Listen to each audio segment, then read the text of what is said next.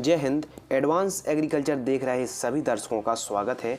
आज की वीडियो में आपको बताएंगे कपास की फसल में पूरे जीवन चक्र में कितने प्रकार के कीट आते हैं, उन्हें हम कैसे समय रहते नियंत्रण कर सकते हैं। तो आज का जो हमारा टॉपिक है जिसमें आपको बताएंगे कपास की फसल पर इंसेक्ट कीटों को नियंत्रण करने का फुल शेड्यूल, यानी किस स्टेज पर किस अवस्था पर कौन से कीट आते हैं और कैसे हम उन्हें नियंत्रण कर सकते हैं। तो यह वीडियो आपके लिए काफ़ी इन्फॉर्मेटिव साबित है। यह जानकारी आपको प्रैक्टिकली जानकारी दी जा रही है।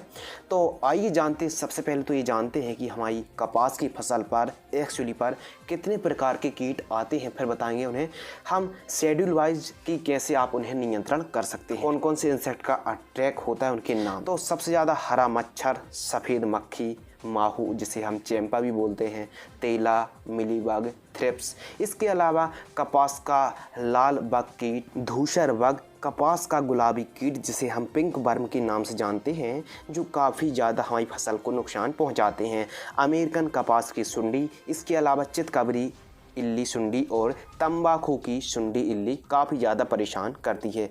आइए आपको हम शेड्यूल वाइज बताते हैं कि किस स्टेज पर कितने पीरियड्स डेज के बाद आपको कौन सी दवाई का छिड़काव करना चाहिए, जिससे आप समय रहते आसानी से कीटों को नियंत्रण कर पाएँ। तो कौन कौन सा जो स्प्रे है और आपको जानकारी प्रति एकड़ की दर से दी जा रही है। आपको स्प्रे पत्तों पर स्प्रे करना है। यदि आप पंप की सहायता से स्प्रे करते हैं, जो सामान्य पंप होते हैं, तो आपको एक एकड़ में लगभग 120 से 150 लीटर पानी की आवश्यकता पड़ती है।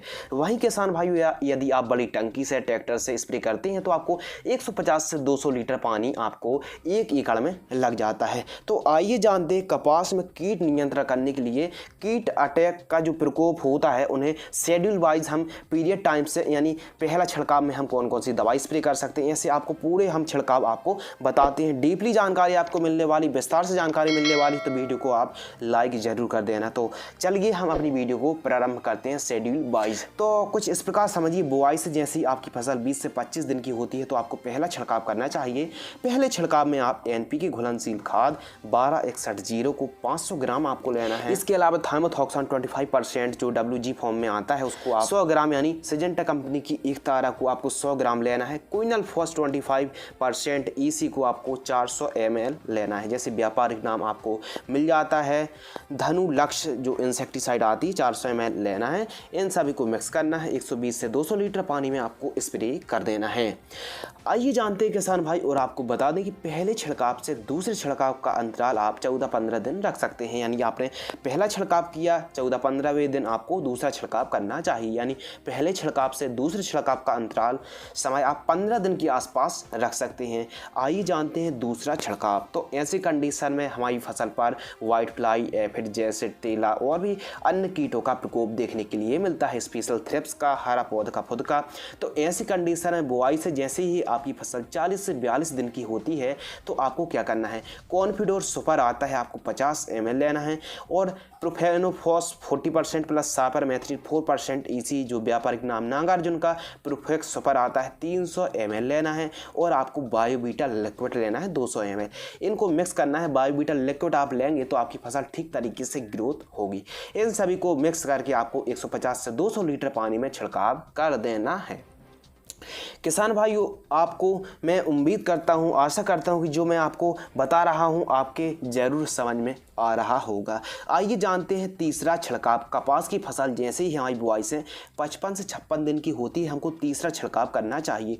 तीसरे छिड़काव में हम एक टॉनिक ले लेते हैं, फेंटाक प्लस, जिसमें अमीनो एसिड और विटामिन का कॉम्बिनेशन है। फेंटाक प्लस को हमको लेना है 150 ml। इसके अलावा UPL कंपनी का एटाब्रोन आता है इंसेक्टिसाइड, उसको हमको 400 ml लेना है। इसके अलावा सजेंटा कंपनी की कराटे आती है, उसको 300 ml लेना है। और सफ़ेद मक्खी यानी वाइट फ्लाई के लिए आप एक सस्ता सा पाउच ले सकते हैं जो आता है, मतलब एस्टामिप्रिड ले सकते हैं 20%। जैसे धनप्रीत आता है, उसको आप 60 से 80 ग्राम आपको एक एकड़ में इन सभी को मिक्स करना है और छिड़काव कर देना है। पत्तों पर ध्यान रखना है, 1 से 2 घंटे तक बरसात नहीं होना चाहिए। और बेस्ट होगा कि आप सिलिकॉन यदि चिप को मिला रहे हैं तो और भी अच्छे रिजल्ट मिलेंगे, और बरसात में आप सिलिकॉन चिप को मिलाकर ही छिड़काव करें, ये अच्छी बात है। आइए किसान भाइयों बात करते चौथे छिड़काव में, यानी बुआई से जैसे ही आपकी फसल कपास की 70 से 72 दिन की होती है, आपको चौथा छिड़काव करना चाहिए। फोर्थ छिड़काव में आपको NPK 11037 लेना है, जो घुलनशील खाद आती है जिसमें जिंक है, बोरॉन है, मैग्नीशियम है, नाइट्रोजन है और पोटेशियम की एक मात्रा है, उसको आपको 1 किलोग्राम आपको लेना है 1 एकड़ में। इसके अलावा सोमिटोमो का डेनिटॉल कीटनाशक आता है जिसको 400 ml लेना है, क्योंकि जब आपकी फसल 70-72 दिन की है तो बड़ी मात्रा में, बहुत ही ज़्यादा मात्रा पर गुलाबी सुंडी यानी पिंक वर्म का प्रकोप देखने के लिए मिलता है बड़ी मात्रा में। मतलब यह एक ऐसी मतलब स्टेज होती है 70 से 72 दिन की जब आपकी फसल होती है, तो ऐसी स्टेज होती है कि इसमें कई प्रकार के कीट आते हैं, तो उसको कंट्रोल करने के लिए आप NPK घुलनशील खाद को 1 किलोग्राम, सोमिटोमो को डेनिटॉल कीटनाशक आती 400 ml लेना है और UPL कंपनी का उलाला इंसेक्टिसाइड आता है आपको 50 ग्राम लेना है। इन सभी को मिक्स करना है और 150 से 200 लीटर पानी में प्रति एकड़ की दर से छिड़काव कर देना है। ध्यान रखना है, ध्यान से सुनना है, आपको सिलिकॉन चिप को मिलाकर ही छिड़काव करना है यदि आपको अच्छे रिजल्ट और लंबे दिनों तक रिजल्ट चाहिए हैं तो। ध्यान रखना, जो मैंने आपको पूरा शेड्यूल बता रहा हूं, क्योंकि यदि आपको ये भी बताऊंगा कि किस स्टेज पर कौन से कीट आते हैं, मेरे को अच्छे से पता है कि किस स्टेज पर कौन से कीट आते हैं, उसके अनुसार ही हम आपको दवाइयाँ बता रहे हैं।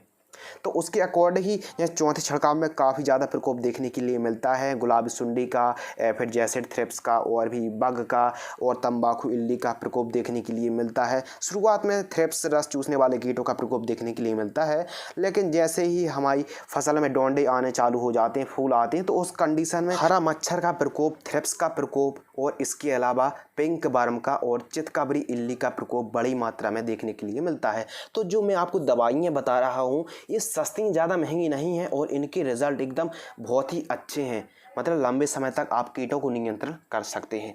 आइए जानते हैं, जैसे ही आपकी फसल मतलब बुआई से 80 से 85 दिन की होती है आपको 5 बार छिड़काव करना चाहिए।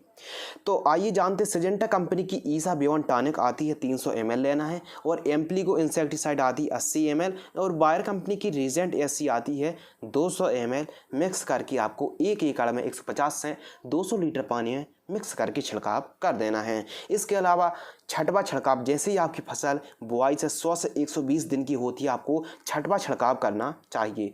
6 छिड़काव में आपको क्या करना है कि जो छठवां छिड़काव आप करेंगे तो 0050 घुलनशील खाद आती है 1 किलोग्राम, FMC की रोगोर इंसेक्टिसाइड 200 ml और अदामा इंडिया कंपनी की प्रेमेन सुपर आती है 400 ml। इन सभी को मिक्स करना है आपको। 1 एकड़ में आपको 150 से 200 लीटर पानी लेना है और बेस्ट होगा कि आप सिलिकॉन चिप को मिलाकर छिड़काव करें, आपको बहुत ही अच्छे, बहुत ही बढ़िया रिजल्ट मिलेंगे। तो किसान भाइयों, आज की वीडियो में हमने आपको कपास की फसल में कितने प्रकार के कीट लगते हैं, उन्हें हम नियंत्रण करने के लिए जो हमने आपको शेड्यूल बताया है, मतलब स्प्रे का जो शेड्यूल बताया है, ये काफ़ी अच्छा है और काफ़ी मतलब प्रैक्टिकली ये जानकारी आपको हम दे रहे हैं। तो एक लाइक ज़रूर बनता है और हाँ, आप जैसे ही स्प्रे करेंगे तो आपको 15 दिनों तक काफ़ी अच्छा रिजल्ट मिलेगा, 15-20 दिनों से ज़्यादा ही आपको अच्छा रिजल्ट मिलेगा। तो आशा करते हैं, उम्मीद करते हैं कि कपास की यह वीडियो आपको ज़रूर पसंद आई होगी। और हाँ दोस्तों, यदि आप कॉटन का फुल फर्टिगेशन यदि आपने नहीं देखा वीडियो को, यानी पूरे जीवन चक्र में कपास की फसल में कौन कौन सी खाद देनी चाहिए, तो उस वीडियो को भी आप देख सकते हैं, लिंक डिस्क्रिप्शन में मिल जाएगी। यदि आपने हमारे फेसबुक पेज को लाइक नहीं किया है तो लाइक कर लीजिए। यदि आप टेलीग्राम ग्रुप में जुड़ना चाहते हैं तो आपको लिंक डिस्क्रिप्शन में मिल जाएगी, वीडियो को लाइक कर दीजिए। तो फिलहाल आज की वीडियो में बस इतना ही। जय हिंद, वंदे मातरम।